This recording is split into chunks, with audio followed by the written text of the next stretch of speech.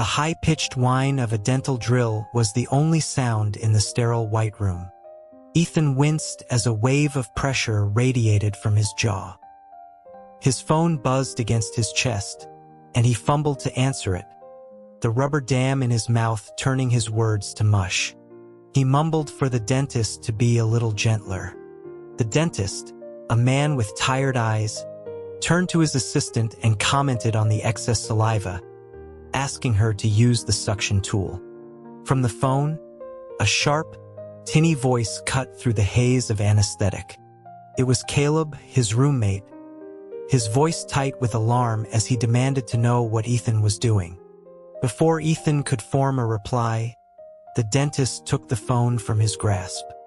He informed the caller that Ethan was unavailable at the moment and that he needed to keep his head still.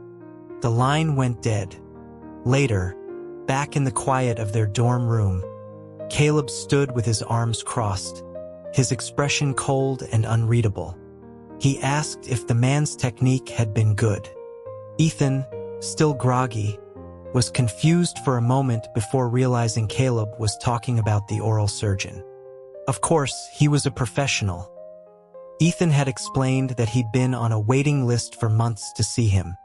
Caleb's eyes widened slightly, a flicker of disbelief crossing his face as he repeated the fact that there was a waiting list. Ethan confirmed it, adding that the surgeon was a top specialist and everyone wanted an appointment with him for his skill. For some reason, this information seemed to make Caleb's mood darken further. After a long, tense silence, he spoke through gritted teeth, suggesting that if Ethan liked it so much, he could learn to do it too.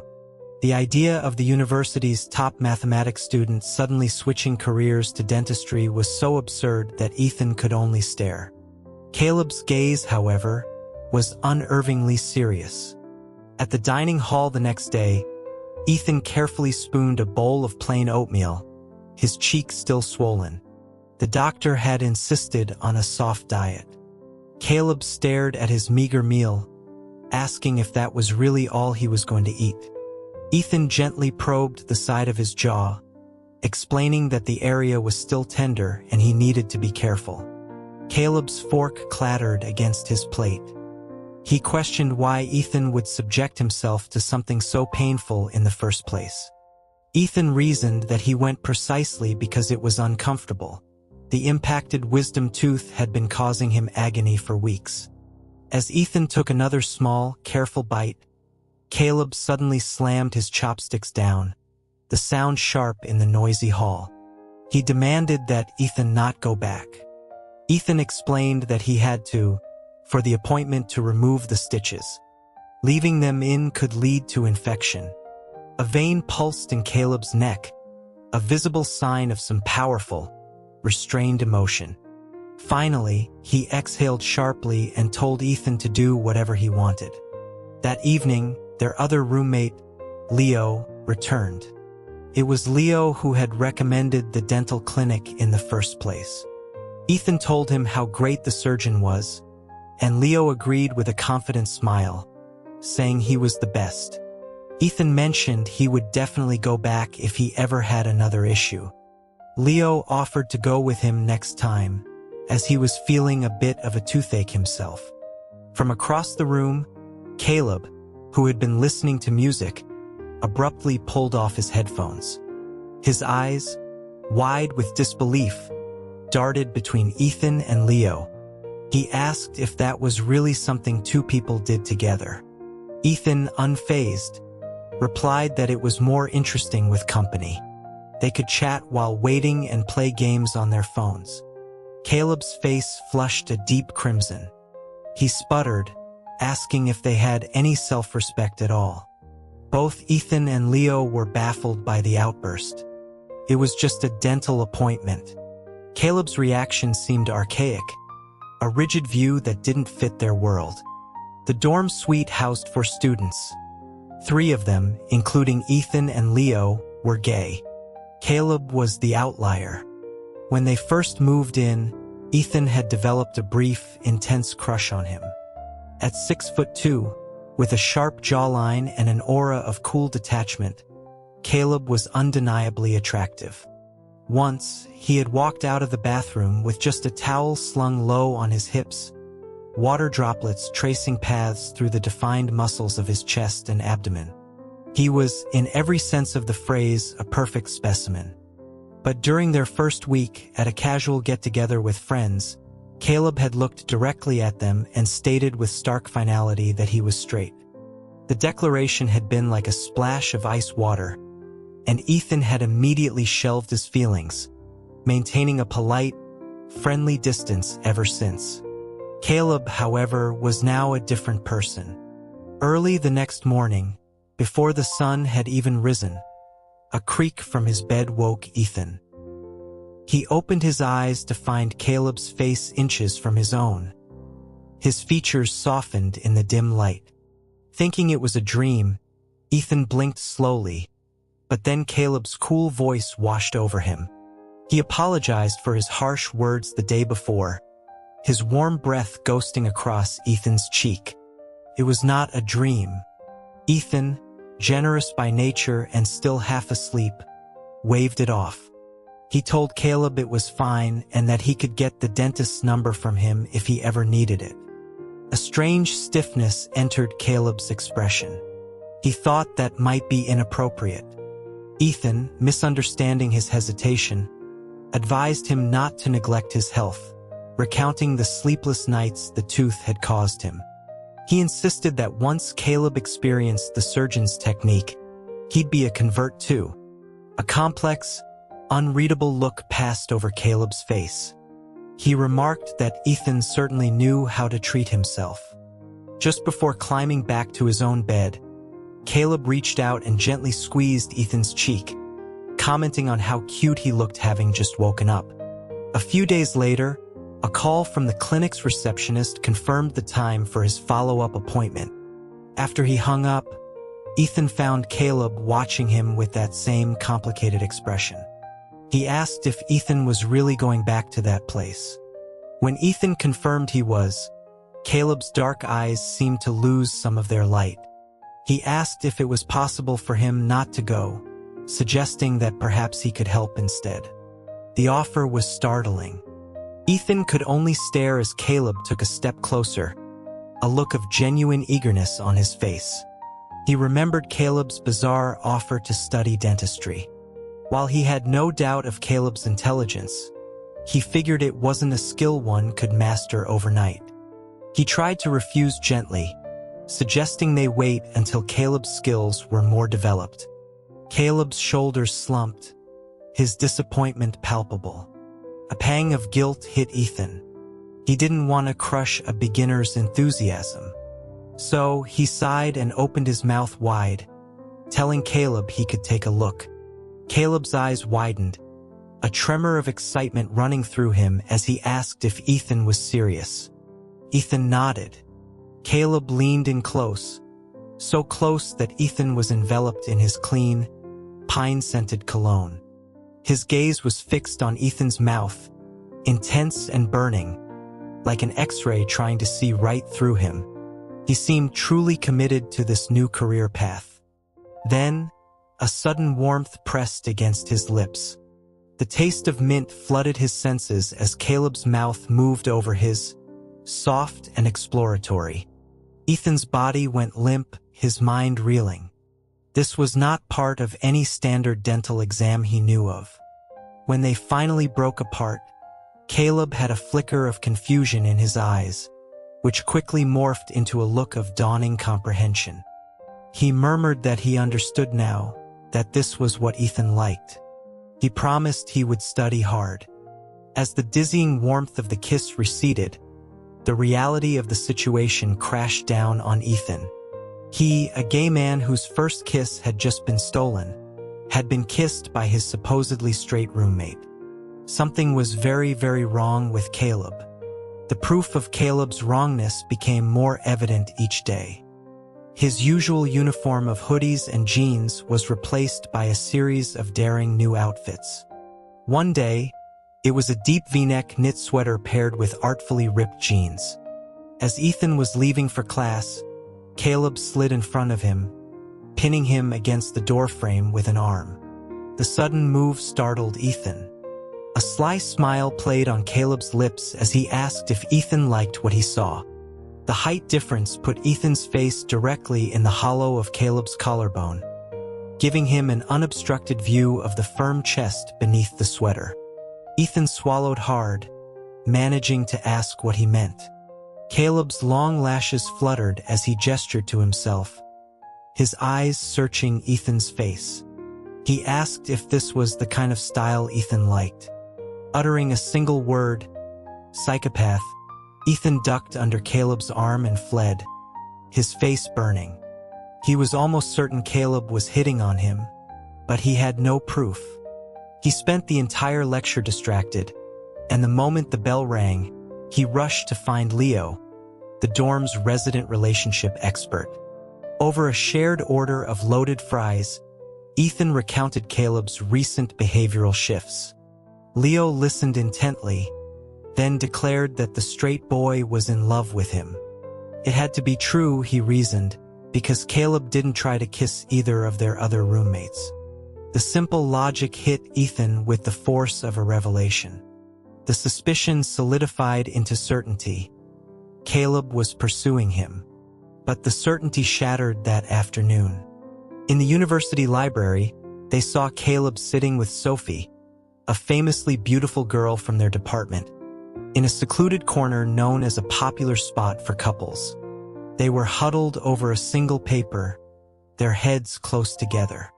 Caleb would occasionally smile at her, a gentle, warm smile that Ethan had never seen directed at him. It was clearly a date disguised as a study session. The sight was a punch to the gut. Ethan turned and walked out of the library, his grip on his coffee cup tightening. When Caleb returned to the dorm later, he was in a visibly good mood. He had brought Ethan a strawberry milkshake from a popular spot near campus, explaining that he had waited in a long line for it. Ethan was in no mood for it. He thought of Caleb and Sophie, intimate and smiling in the library, and asked how he had time to wait in line for a milkshake when he was on a date. Caleb looked momentarily blank. Then his expression cleared. He explained that the university had signed him and Sophie up for a citywide math competition, and they were just reviewing past exams.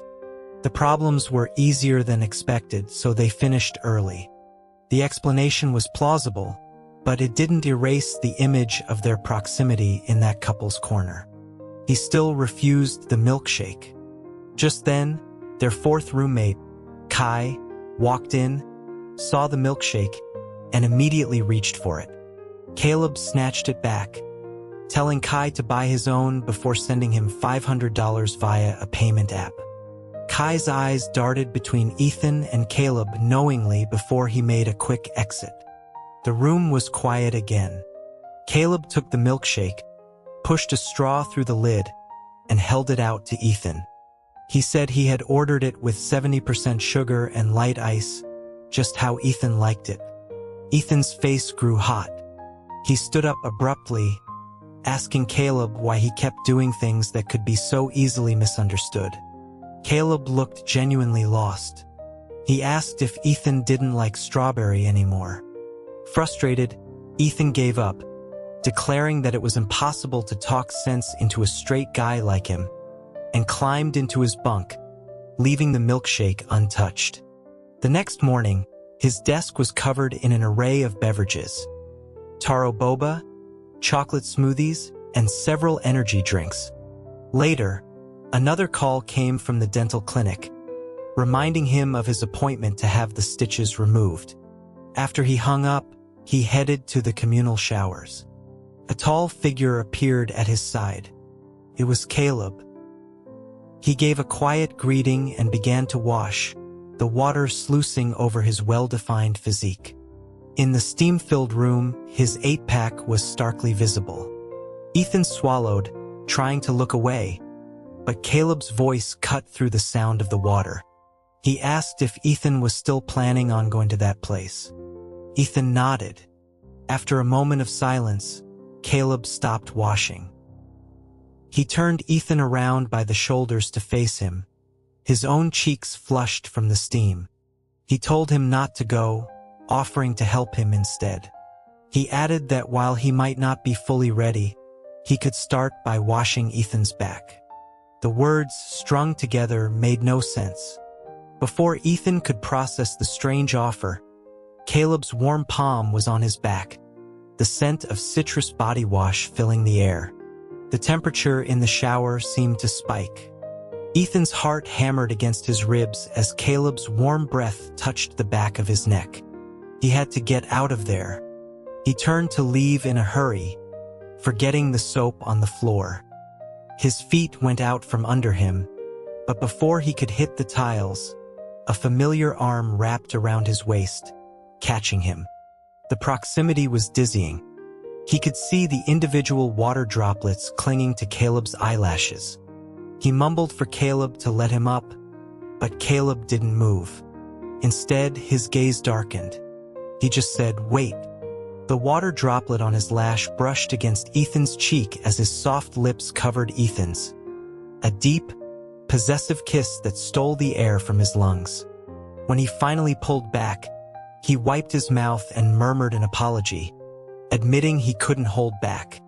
That night, Ethan couldn't sleep. He tossed and turned, replaying the kiss in his mind. Caleb was straight. Straight guys didn't kiss other guys. Why did he do it? He touched his lips, the faint taste of mint still lingering. He ended up posting anonymously on a forum. "My straight roommate kissed me. I'm gay. What does this mean?" The replies came quickly. One user suggested it was just a straight guy experimenting. Another told him to be careful. A third offered a different solution. Kiss him back. Test the theory. If he pushed him away, it was a game. If he didn't, it meant he liked him. The idea took root. The opportunity didn't present itself. Leo and Kai seemed to be in the dorm constantly. Finally, unable to wait any longer, he asked Leo why he hadn't been going on dates lately. Leo sighed, explaining that the guy he'd been seeing for a month had just told him he was straight. Ethan joined him in cursing the guy's name. From his bed, where he was reading, Caleb sneezed. The next day, Leo decided to organize a get-together at a bar downtown, declaring it was time for new beginnings. The whole dorm went. Within minutes of arriving, Leo was already exchanging numbers with a guy with pink hair. Ethan, however, was preoccupied, his thoughts consumed by Caleb. Then Caleb himself walked into their private booth. He was wearing a deep purple suit, worn without a shirt underneath, his damp hair parted in the middle. He looked less like a math student and more like a high-fashion model. A few classmates who were there whistled, asking if he had a new girlfriend. Caleb adjusted his lapel, replying coolly that he hadn't won her over yet. This, of course, invited more questions. Someone asked what kind of girl could possibly resist him. Caleb's gaze drifted over to Ethan, a subtle, fleeting glance. He said only that she was very beautiful. To liven things up, someone suggested a game of Never Have I Ever. Ethan's luck was terrible. He seemed to have to drink on almost every turn. The alcohol went straight to his head, and his face was already flushed after the third penalty shot. As he reached for his fourth, a long-fingered hand intercepted the glass. Caleb took it and downed the shot in one smooth motion, his Adam's apple bobbing. He told the table he would drink for Ethan. The next round, it was Caleb's turn to make a statement. He chose a classic, "Never have I ever had to do push-ups over someone as a dare." When no one drank, the rules dictated he had to perform the action.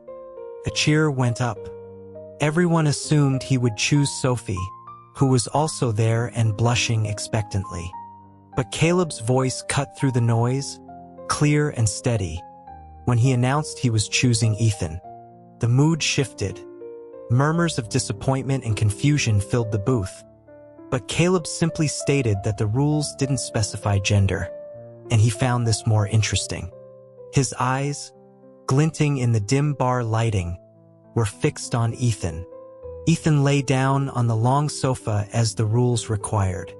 Caleb positioned himself above him, his hands planted on either side of Ethan's head, trapping him in a cage of pine-scented warmth. He did the first 10 push-ups quickly, his breathing audible and slightly strained. Then he slowed down, his chest nearly brushing Ethan's with each descent. The open suit offered a tantalizing view. After each set, he would pause, his dark eyes boring into Ethan's. Under the pulsing lights, Ethan was captivated, lost in the sharp planes of Caleb's face. He barely registered when Caleb's arms finally gave out, and he collapsed lightly on top of him. Caleb's lips were beside his ear, his voice a low whisper as he asked why Ethan's face was redder than his. The party ended long after the dorms had locked down for the night. Ethan had to help a very drunk Caleb to a nearby hotel. In the room, he tried to get Caleb to drink some water, but Caleb's head lolled about, and most of the water spilled down the front of his suit. His clumsy hands fumbled with the single button, undoing it completely. He mumbled about how hot it was. Ethan knew exactly how he felt. Staring at Caleb's flushed, parted lips, the advice from the forum echoed in his mind. Kiss him back. He leaned in slowly, but before their lips could meet, Caleb moved with surprising speed, flipping them over and pinning Ethan's hands above his head. A fierce, hungry kiss descended on him, moving from his lips to his jaw, and then lower. The test was complete. The good news: he didn't push him away. The bad news: he woke up the next morning with no memory of the night before. Ethan was furious. This had to be a game. He stormed back to the dorm to confront Caleb, but he wasn't there. His laptop, however, was open on his desk. The search history was visible on the screen. How to become a successful male model. Best outfits for bar models. 100 ways for models to please clients. The words swam before Ethan's eyes. Caleb wanted to be a model. The new clothes, the behavior at the bar. It all clicked into place. He must be trying to earn money. The only logical conclusion was that Caleb's wealthy family had gone bankrupt. His anger dissolved, replaced by a wave of sympathy. The next day, a gleaming black Escalade was parked in front of the university gates, drawing a crowd of curious students. The door opened, and Caleb stepped out, dressed in casual gray sweatpants and a hoodie. Then, a glamorous older woman in a custom-tailored suit and expensive jewelry emerged from the driver's side. She took Caleb's arm, her manner affectionate, and he smiled at her warmly. This confirmed Ethan's theory. His family was ruined, and he had been forced to find a rich benefactor. As a roommate, as a friend, Ethan couldn't let him go down this path. He began to follow Caleb everywhere. He remembered when Caleb first moved in, how his family's assistant had discreetly given Ethan a new iPhone and a thick envelope of cash, asking him to look out for the young master. Ethan had done so not just for the money, but because he had liked Caleb from the moment he saw him. He had taught him how to use the campus laundry machines and introduced him to his first food truck burrito, which Caleb had devoured with tears of spicy joy streaming down his face before trying to give him more money. Now that old protective instinct kicked in again. He paid for Caleb's meals, bought his drinks, and even insisted on accompanying him to the showers, claiming he had developed obsessive-compulsive disorder. Caleb was initially hesitant, but Ethan simply clapped him on the bicep one day, giving him a look that said, "It's okay. I know everything." The other roommates thought he'd lost his mind. Leo warned him that a gay man falling for a straight man never ended well. But Ethan knew he wasn't crazy. He was saving a friend from a terrible fate. That night, he went back to the old forum post. People were calling Caleb a scumbag. He couldn't stand it. He replied to the thread, writing, "He's a Pisces. Their memory is only 3 seconds long. It's normal for him to forget." The replies he got were merciless, calling him a hopeless romantic who was in denial. He was wrong. A few days later, he saw the Escalade again. The same glamorous woman. And Caleb, who saw Ethan and had the audacity to cheerfully introduce him to her as his roommate. The woman smiled, her eyes so much like Caleb's, and took his hands, thanking him for taking care of her Caleb. She then pulled a thick wad of cash from her designer handbag. The implication was clear. Ethan recoiled, shouting that he wasn't that kind of person before running away. Back in the dorm, Caleb tossed a black CR card onto Ethan's desk, explaining it was from his mom and he should just take it. They were even trying to drag him into their sordid affairs. It was hopeless. If this was the life Caleb wanted, Ethan had to let him go. He began to actively avoid him. When Caleb ate, Ethan showered. When Caleb showered, Ethan slept. The one-sided heartbreak felt just like the impacted wisdom tooth had.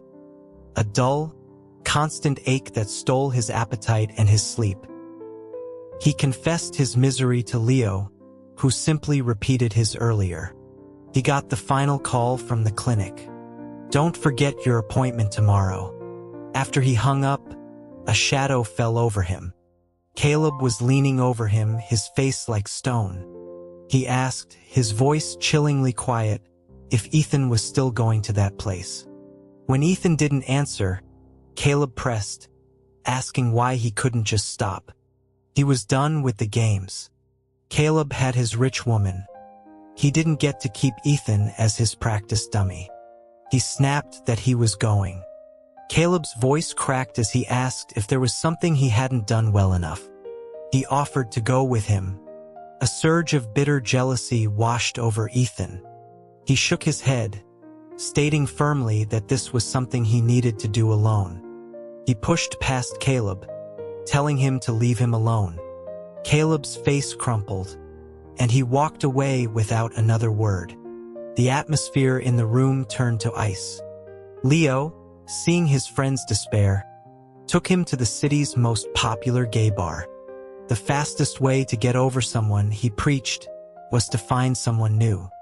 They settled into a booth, and within 10 minutes, Leo had attracted a small crowd of handsome men to their table. But none of them held any interest for Ethan. He sipped his drink, half listening to their gossip. They were talking about some rich kid who had apparently been coming to the bar every week, paying a fortune to learn how to be a performer. Ethan idly thought it was a strange hobby. Then, his eyes landed on a figure sitting alone in a dim corner. All he could see was a sharp profile, a straight nose, and a perfect jawline. It looked a little like Caleb. Leo noticed his gaze and immediately started pulling him toward the corner. As they got closer, the man looked up, his face illuminated by a stray beam of light. It was Caleb. In front of him stood a line of men of various types. His colleagues, Ethan thought with a pang of sorrow. He turned to leave, not wanting to interrupt Caleb's work, but Caleb saw him. He pushed past the other men and grabbed Ethan's arm, his voice harsh as he demanded to know why Ethan liked coming to places like this so much. He sounded accusatory, as if Ethan were the one caught doing something shameful. Ethan shot back that Caleb was here too, so why couldn't he be? Caleb was speechless, his jaw working as his face reddened. Then his voice dropped to a raw whisper. "I'm free, and I'm clean. Don't waste your time with them. Choose me." He pulled Ethan's head down and kissed him, not gently like before, but with a desperate, bruising force. The other men discreetly vanished. When they finally broke apart, Ethan demanded to know what he meant. Caleb's lips trembled. "I heard you on the phone yesterday," he confessed. "You said you had an appointment to see him tomorrow." Ethan stared at him, utterly bewildered. I have an appointment with my oral surgeon to get my stitches out. I told you a month ago I had my wisdom teeth removed. He touched his cheek for emphasis. What did you think I was doing? The series of expressions that crossed Caleb's face was staggering. Shock, dawning realization, then a wave of profound embarrassment. He couldn't seem to form a sentence. It all clicked into place for Ethan. The gossip about the rich kid, the lineup of men, Caleb's bizarre behavior. You thought I was hiring escorts, he said, the absurdity of it finally hitting him. And you came here to learn how to be one. To compete with them? Caleb's ears turned a brilliant shade of red. He silenced Ethan with another kiss. They ended up at a hotel again. While Caleb was paying, Ethan saw his phone lock screen. A happy photo of him with his parents. The glamorous woman was his mother. He had been a colossal idiot. Inside the room, neither of them was drunk, but their faces were flushed brighter than the last time. In the soft light of the hotel room, Caleb looked just as breathtaking as he had the first day they met. A wicked thought occurred to Ethan. He slowly traced a finger along Caleb's throat, feeling the pulse jump beneath his skin. He leaned in and whispered, "That offer you made at the bar. To choose you. Were you serious?" Caleb's eyes widened, and his throat worked as he swallowed hard. "I was wrong," he choked out. "You shouldn't touch a man's throat like that."